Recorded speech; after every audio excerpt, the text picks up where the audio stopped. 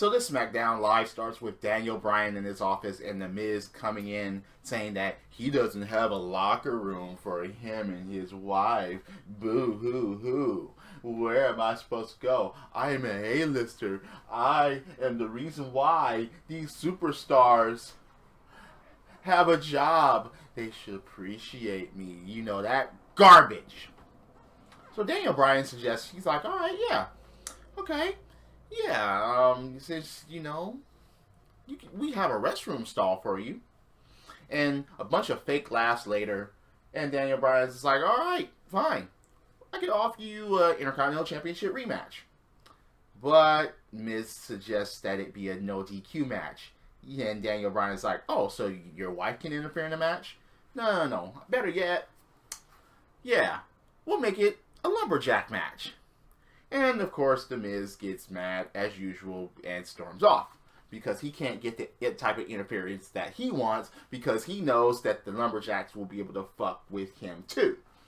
But anyway, you have Randy Orton versus Luke Harper. Now, this match was pretty well-rounded, I have to say. It was one of the better matches of the night. It just was. And the outcome of the match, okay, it told a story from the intro, when they all walked out together, Bray, Luke, and Randy. And then the match starts, the match told a story, and the end told a story. You know, after the match, when Randy Orton beats Luke Harper, because, yeah, Randy Orton wins. And then Bray Wyatt, he gets in there and, you know, embraces Luke Harper. And then, bam, Sister Abigail. And walks away with Randy. What does this mean for the Rumble on Sunday? It will be pretty interesting if all three of them end up in the ring at the same time. Especially if the ring has nobody else in it. That will be very interesting to see on what will happen to Randy Orton and Luke Harper. Then there's the Bray Wyatt situation. Where does that fit in? But anyway, you have Mickie James. Okay. Yeah. She gives out her resume. She's a former women's champion and she's a former divas champion. And she runs down the women's revolution. As to say that, you know, she worked hard. You know, the women's revolution, she's like, wait, so what does that make her? You know, saying that she didn't work hard, that she didn't do anything, that, you know, she defeated Trish Stratus for her first championship. And the women would be nothing if she wasn't there, and I kind of agree with that. You know, Mickie James was post-Attitude Era, and she actually made something of herself in WWE, winning championships, putting on good matches, and so on. But, yeah, Becky comes out and basically tries to go after Mickie James. Mickie James leaves the ring, and as she's leaving the ring, Alexa Bliss comes out of nowhere. Bam! So they go back into the ring because they were going through the crowd, and they go back to the ring, and then they start... Becky gets jumped again. Can Becky stop getting jumped? I mean, fuck. This has been... Throughout 2016, Becky was just getting jumped and jumped and jumped and jumped.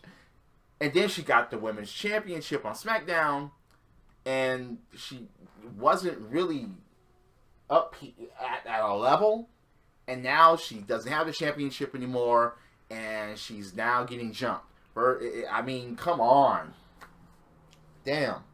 That is just, man, just getting jumped and jumped and jumped. And Mickie is like, okay, yeah. Always be 2 steps ahead. Ends that segment.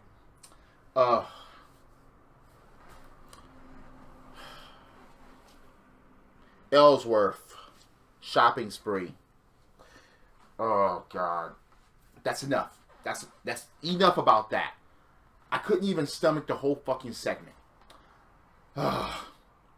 So anyway, the next thing is Baron Corbin is on commentary, and there is an over-the-top rope challenge. Basically a battle royal. Of basically nobodies of SmackDown that was included in this Battle Royal. If Baron Corbin would have been in there, then no doubt about it, I think he would have won. But Mojo Rawley, and okay, this was for a spot in the Royal Rumble. So Mojo Rawley actually wins this Battle Royal, and he gets a Royal Rumble spot. The rest of the people that were in there were basically tag teams, and basically people that didn't matter. And Mojo Rawley doesn't really matter. Does anyone think that he's going to win the Rumble? No? Okay, continue. Speaking of wastes of time, Nikki and Natty, again, a waste of time. It just was. I'm sorry.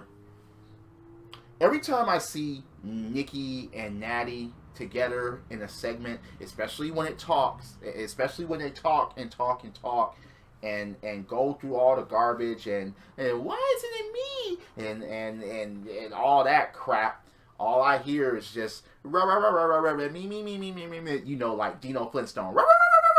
That's all I hear from those fucking two. And they're trying way too hard to get everybody emotionally involved. They just are. They're not. They have no fucking meaning. I'm sorry. It's just.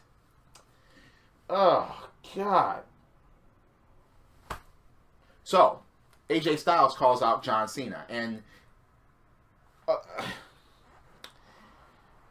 it's funny. I was on the Blaze and Melfunsky podcast, and I agree with what they said. Roman Reigns, you want to know how to cut a promo? Yeah, take a look at this. Take a look at what Styles and Cena did. Because AJ Styles, yeah, he basically calls out Cena, and he addresses what happened on the Today Show. You know, the guy from Atlanta, basically describing AJ Styles as a guy from Atlanta. And he said that he was basically holding it down since he'd been gone. Nobody missed Cena. No one missed you. And you are a sorry excuse for a wrestler. Yeah, he replaced Cena. And he will put his foot up in Cena's ass at the Royal Rumble. So, Cena starts talking. And once again, this sounds like the Cena of old. He's like, and yeah, AJ Styles was complaining about the Royal Rumble poster because Cena was at front and AJ Styles was in the back, and AJ Styles was not happy about that shit. But Cena's like, okay, you're complaining about a poster and a talk show. And AJ Styles was alluding to that he gets no respect. And Cena's like, you get no respect? How many times has I come out here and like a crowd of 10,000 are saying that I suck? That's basically what Cena said. And I'm like, yeah, he has a good point. Yes. Crowds have been saying Cena sucks, Cena sucks, Cena sucks for years, over a decade now. And Cena still fucking delivers. It's just, yeah. Cena also said that, yeah, you're gonna try so hard to make it here, and if it doesn't, it's gonna be Cena's fault because Cena buried him. AJ Styles also alluded to the indie scene that Cena, you know, wouldn't last and you know, Cena was like, I wasn't built for the indie scene. And he said AJ Styles wasn't on his level or even a level below Cena.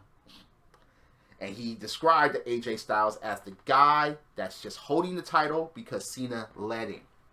It got really deep with this promo because he's like, look, he also said that, okay, yeah, you hate me so much, but you're trying to do everything to try to be me. And I'm like, damn, okay. And yeah, Cena said that he's still a bad man, and I'm like, okay, you're going way back. Bad man? Alright?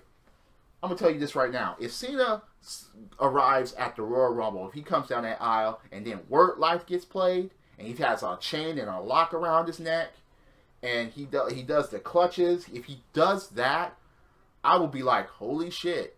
He actually went back, and yeah, if he comes out in his old attire, and it's going to be in San Antonio, and if he wears like a Spurs jersey or something like that, I would be like, holy shit. Doubt that is going to happen, but that will throw everybody for a loop, and it will throw AJ Styles off of his fucking game in this title match. It just would. He's John Cena. You better recognize. And yeah, John Cena said, yeah, you better recognize, and he walked off. And I'm like, okay, Cena's still showing some fire.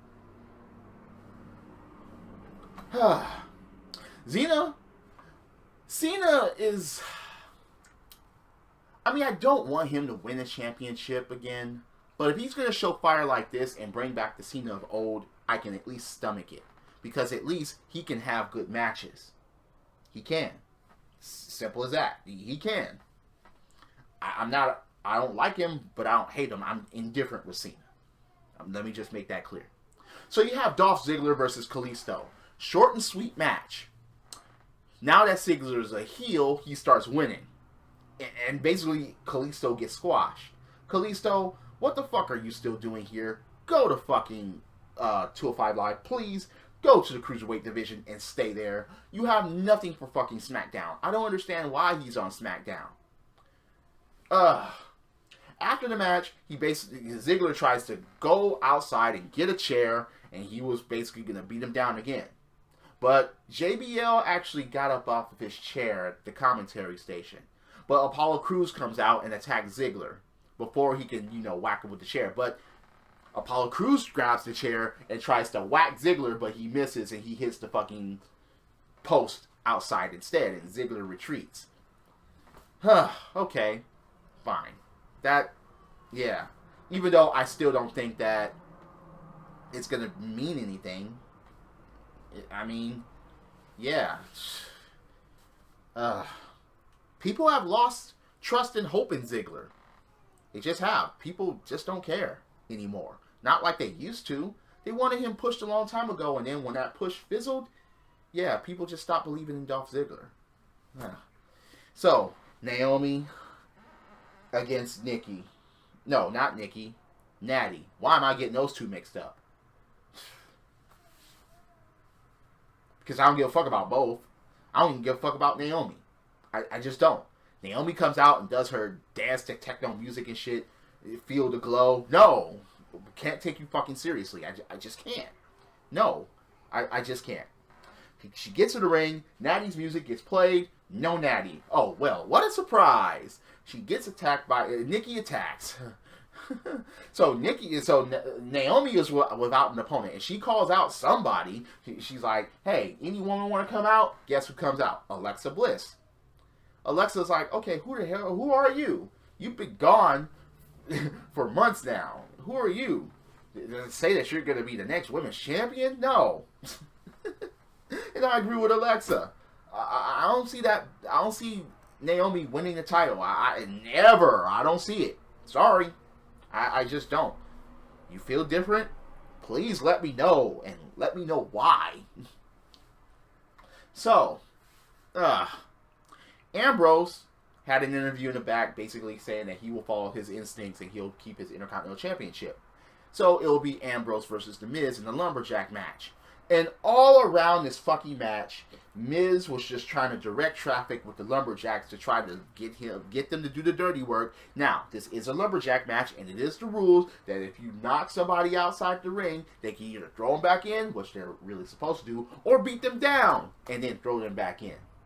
So that happened to both Miz and Ambrose. But the thing about it was, Miz was so upset whenever Ambrose didn't get beat down by the lumberjacks. So when he actually got an upper hand because Ambrose got back in the ring and Miz kind of beat him down, and he's like, that's how it's done. That's how it's done. He was screaming that to the lumberjacks. And I'm like, wait the fuck a minute. You never done anything alone. Seriously? You're going to call out anybody else, talk about that's how it's done as far as beating somebody down on your own? No. Hell no. No. Garbage. Just garbage. So, yeah. A melee breaks out later on in the fucking match. Didn't see that coming. Ambrose actually fucking retains the Intercontinental Championship. Bravo, because we don't see the Intercontinental Championship going back to the Dark Ages again with The Miz holding it. Because he was nothing as Intercontinental Champion. None of his reigns. He didn't mean anything. One of his reigns was one fucking day. Again.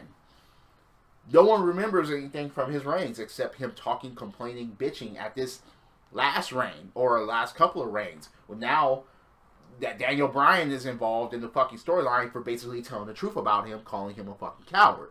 He wrestles like a coward. He acts like a coward. No. He is a coward. Basically, that was SmackDown Live. And this is the going home show before the fucking Royal Rumble. Now, the Royal Rumble is a big, big mess because there's no real clear-cut path that everybody can decide on at this point as far as people predicting it. Now, I will have a prediction video up, but if you want to get a prelude on what my predictions are and how I feel, I encourage you to go to the Blaze and Melfunsky podcast, because I will leave a link down below because I was a part of their podcast.